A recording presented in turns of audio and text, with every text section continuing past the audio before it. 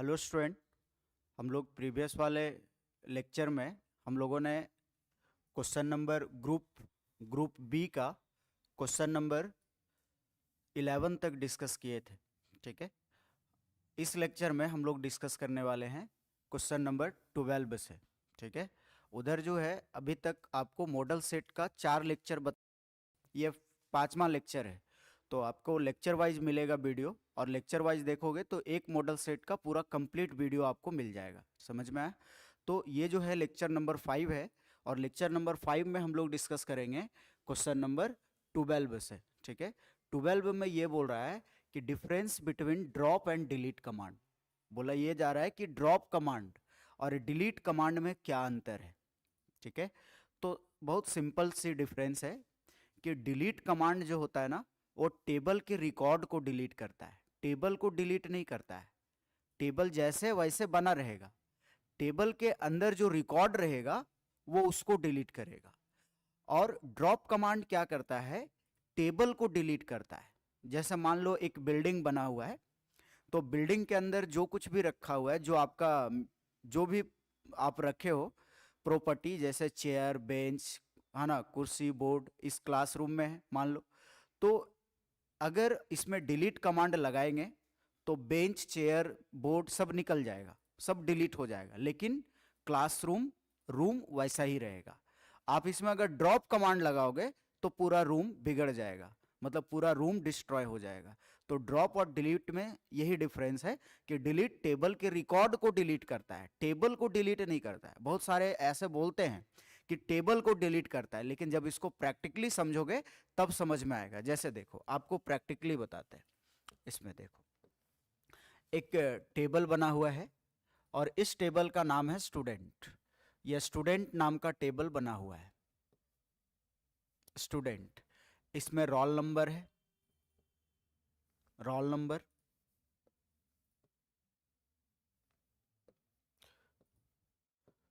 Roll number, name और फी, ये है ये टेबल। इसमें रोल नंबर 1 नेम ए फी 200, रोल नंबर 2 नेम बी फी 400, ये है। ये दो रिकॉर्ड इसके अंदर रखा हुआ है। अगर इस टेबल में हम लोग डिलीट कमांड लगाते हैं तो ये टेबल ऐसा ही बना रहेगा, इसके अंदर वाला जो रिकॉर्ड है वो डिलीट हो जाएगा। पॉइंट आया समझ में? ये जो अंदर में जो कुछ भी हम लोग रिकॉर्ड रखे हैं स्टूडेंट का, वो डिलीट हो जाएगा। ये काम कब होगा? जब हम लोग डिलीट कमांड यूज करेंगे तो। और अगर आप ड्रॉप लगाते हो तो ये टेबल भी नहीं दिखेगा, ये पूरा टेबल जो है ये डिलीट हो जाएगा। तो अगर आपके एग्जाम में आता है कि आप डिफरेंस बताइए ड्रॉप और डिलीट में क्या अंतर है, तो आप इसमें ये बताओगे, लिख देते हैं। देखो,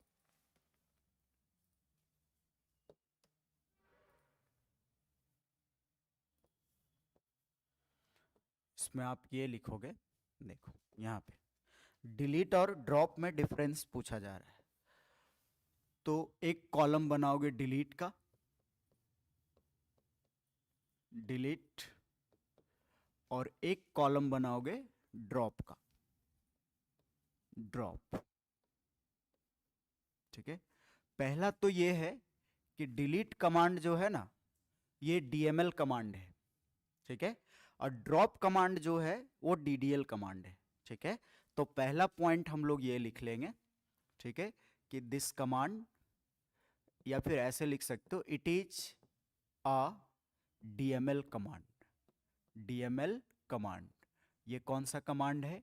डीएमएल कमांड है। ठीक है, और इसमें हम लोग लिख सकते हैं it is a DDL command. ये बताया है ना, डीडीएल और डीएमएल फुल फॉर्म भी आता है एग्जाम में, कमांड। ठीक है, डीएमएल का फुल फॉर्म होता है, डीएमएल का फुल फॉर्म होता है डेटा मैनिपुलेशन, मैनिपुलेशन लैंग्वेज, ये होता है। ठीक है, और डीडीएल का फुल फॉर्म होता है, डीडीएल का फुल फॉर्म होता है डेटा डेफिनेशन, डेफिनेशन लैंग्वेज, ये होता है। ठीक है। और सेकेंड पॉइंट हम लोग ये लिखेंगे कि ये जो कमांड होता है ये यूज किया जाता है, दिस कमांड, सॉरी इसको ऐसे लिखेंगे, this command is used to delete the records of a table। एक टेबल के रिकॉर्ड को ये डिलीट करता है। ठीक है। और वो भी टेम्पोरली करता है, टेम्पोरली करता है, परमानेंटली डिलीट नहीं करता है। समझ में आया? और ये क्या करता है, ये परमानेंट डिलीट करता है टेबल को। मतलब अगर आप डिलीट कमांड लगाए हो तो बाद में अगर उस रिकॉर्ड को चाहिए तो आप उसको रिकवर कर सकते हो, वापस ला सकते हो, क्योंकि ये टेम्पोररी डिलीट करता है। उसके लिए वापस लाने के लिए रोल बैक कमांड यूज होता है। ठीक है, ये आपको पढ़ना था एसक्यूएल में। और अगर आप ड्रॉप लगा देते हो तो ड्रॉप में क्या होता है कि पूरा टेबल ही डिलीट हो जाता है। तो हम लोग इसमें लिख सकते हैं कि दिस कमांड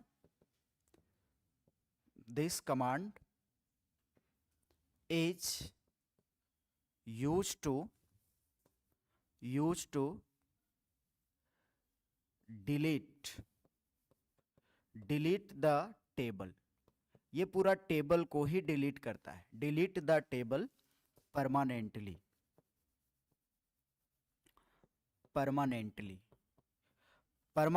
डिलीट करेगा, हमेशा के लिए इसको डिलीट करेगा। समझ में आया? ये है तीसरा पॉइंट। आप ये भी लिख सकते हो इसमें कि इसका एग्जाम्पल ले सकते हो। इसका क्या होता है एग्जाम्पल? तो आपको लिखना है डिलीट फ्रॉम टेबल नेम। इसका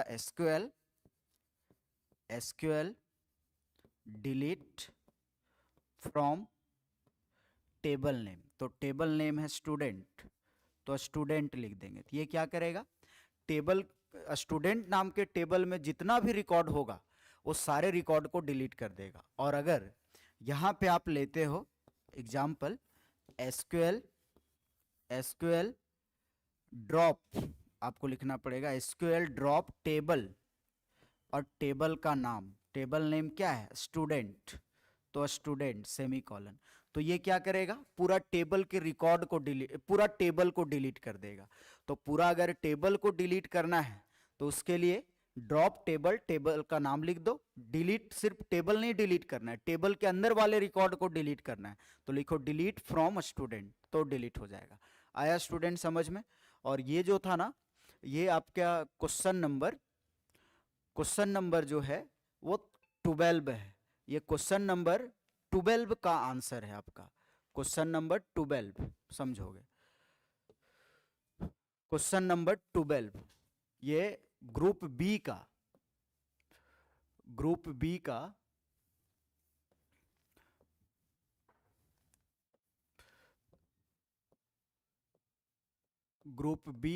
क्वेश्चन नंबर 12 का ये आंसर है। पॉइंट आ गया समझ में? इस तरह से हम लोग इसको बनाएंगे। किसी को दिक्कत है क्या? समझ में आ गया? क्लियर है? चलो अगला क्वेश्चन देखते हैं। नेक्स्ट क्वेश्चन ये है, अगला है what is network, right 2 advantages and disadvantages of network. बोलिए रहा है कि नेटवर्क किसको कहते हैं और इसका एडवांटेज और डिसएडवांटेज बताइए। तो नेटवर्क जो होता है वो कलेक्शन ऑफ कंप्यूटर होता है, ठीक है, जो कनेक्टेड होता है एक दूसरे से। और नेटवर्क का यूज किया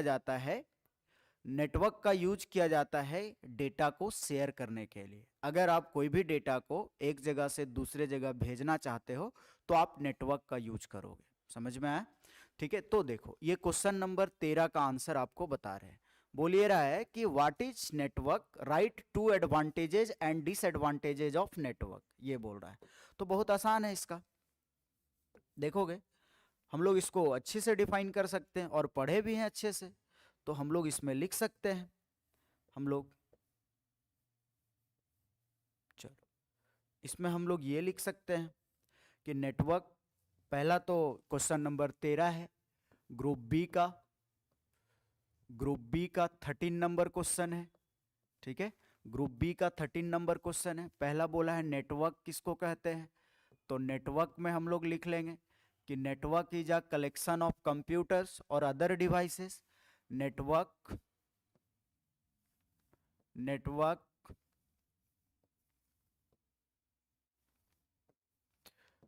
नेटवर्क इज अ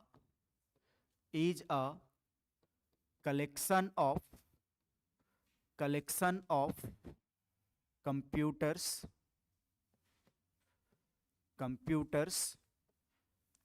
और अदर मतलब कोई भी डिवाइस हो सकता है, अदर डिवाइसेस का कलेक्शन होता है जो कनेक्टेड होता है, that are connected to each other, एक दूसरे से कनेक्टेड होता है, ईच अदर, इसको हम लोग नेटवर्क कहते हैं। पॉइंट आया समझ में। इसका यूज किया जाता है डेटा को शेयर करने के लिए। नेटवर्क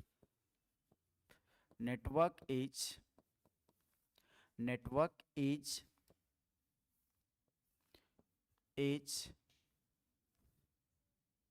या फिर ऐसे भी लिख देते हैं, नेटवर्क का मेन एम था डेटा को शेयर करना, ठीक है। The main M of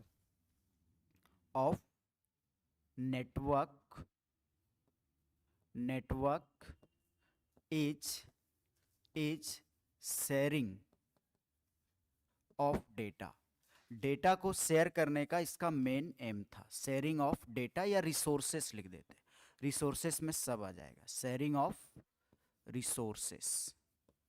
resources में सब आ जाएगा। ये हो गया। अब इसका एडवांटेज बोला है, एडवांटेजेस नेटवर्क का। तो पहला पॉइंट हो जाएगा शेयर रिसोर्सेस, ठीक है। दूसरा हो जाएगा कॉस्ट फैक्टर, पैसा बचा।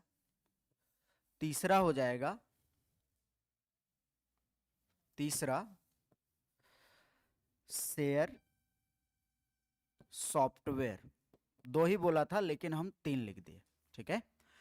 डिसएडवांटेज बोला है, डिसएडवांटेजेज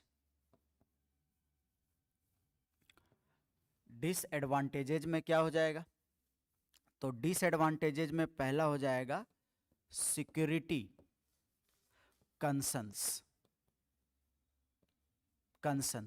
सिक्योरिटी प्रॉब्लम होगा। कंसर्न की जगह प्रॉब्लम भी लिख सकते हैं, ठीक है।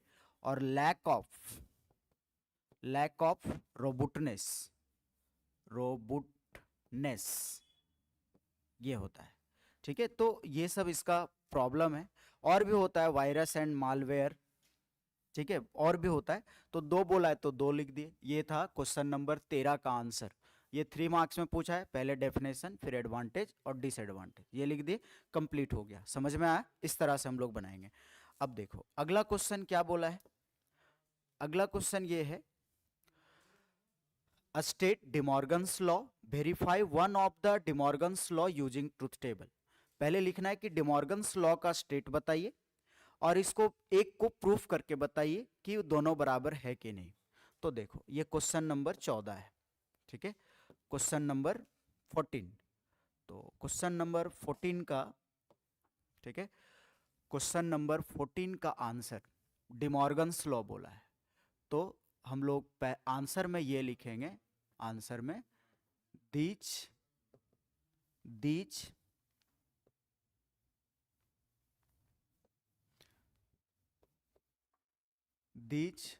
लॉज स्टेट स्टेट बोला था पहले, स्टेट लिख लेंगे। Number A x plus Y पे whole bar equal x bar dot Y bar, ये होता है इसका पहला लॉ।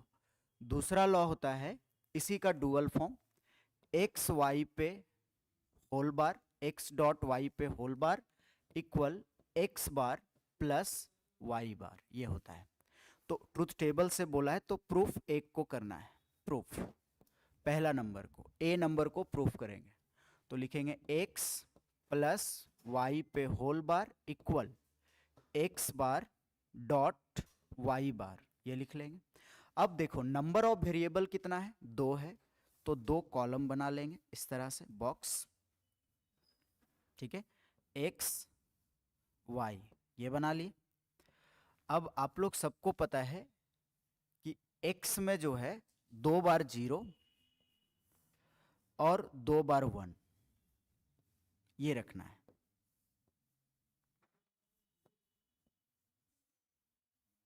इसको सेपरेट कर देते हैं, ये सब बताए हैं बुलियन अलजेब्रा में, ठीक है। यहाँ 0 1 0 1 ये। तो पहले LHS निकालेंगे, तो पहले x y को जोड़ना है, x प्लस वाई, तो 0 plus 0 0 0 plus 1 1 1 plus 0 1 1 plus 1 Boolean algebra में 1 आता है। अब नोट निकालना है, तो एक्स वाई पे होल नोट ये कर लेना है। तो नोट में उल्टा होता है, 0 का 1 1 का 0 1 का 0 1 का 0, ये निकल गया। LHS निकल गया। अब क्या निकालना है, RHS। तो RHS में अलग अलग करना पड़ेगा आपको, एक्स नोट पहले निकालना है, ठीक है। तो एक्स नोट हम लोग पहले निकाल लेंगे। तो एक्स नोट कहाँ से निकलेगा, एक्स वाले कॉलम से, तो एक्स में जितना 0 है वो सब 1, तो 0 का 1 0 का 1 1 का 0 1 का 0। वाई नोट निकाल लेंगे, तो वाई 0 का 1 1 का 0 1 का 0 का 1 1 का 0, ये हो गया। अब दोनों को जोड़ देना है, x naught plus y naught, तो 1 1 1 0। देखो तो इसमें आप देखो, अच्छा ये हम लोग फर्स्ट वाला निकाले थे ना, तो ये दोनों को इनटू करना था, हम जोड़ दिए, इनटू करना है, वही तो अलग आ गया आंसर। इनटू ना करना है, ये वाला ना प्रूफ कर रहे हैं, तो इनटू करना है, इनटू करना है, into into sorry, x naught y into x naught dot y naught, तो ये हो जाएगा 1 1 0 0 0 इंटू करेंगे 0, ये हो गया RHS। तो देखो तो LHS और RHS दोनों बराबर है, तो हम लोग यहां पे लिखेंगे both the columns x plus Y पे whole nought and X nought dot Y nought, nought बोलो या x प्लस वाई पे होल बार बोलो, x bar dot Y bar बोलो, एक ही बात है, समझ में आया। आर आइडेंटिकल, आइडेंटिकल मतलब इक्वल है, आइडेंटिकल ये इक्वल है, तो हेंस प्रूव्ड, ये लिखना था। और बी में हम लोग लिख देंगे, बी वाले ऑप्शन में देखो तो बी इसका डुअल है, डुअल में क्या होता है, प्लस को डॉट में बदलते हैं, डॉट को प्लस में, और ये तो बी में लिख देंगे कि rule B is dual of rule A, hence it is also proved, इसीलिए ये प्रूव्ड है। समझ में आया स्टूडेंट। तो हम लोग इसको इस तरह से बनाएंगे, ठीक है। किसी को दिक्कत है क्या, ये हम लोग इस तरह से डिजाइनिंग करेंगे। तो ये ग्रुप बी का क्वेश्चन नंबर 14 था, ठीक है।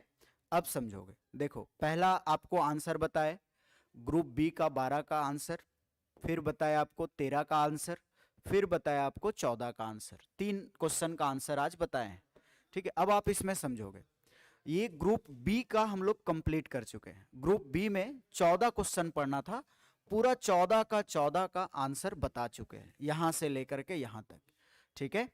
ये आपको लेक्चर नंबर 5 और 4 दोनों में मिल जाएगा, समझ में आया।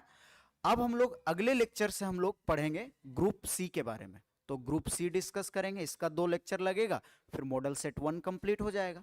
समझ में आया स्टूडेंट। तो आज हम लोग क्लास यहीं तक रखते हैं, ठीक है। Thank you student.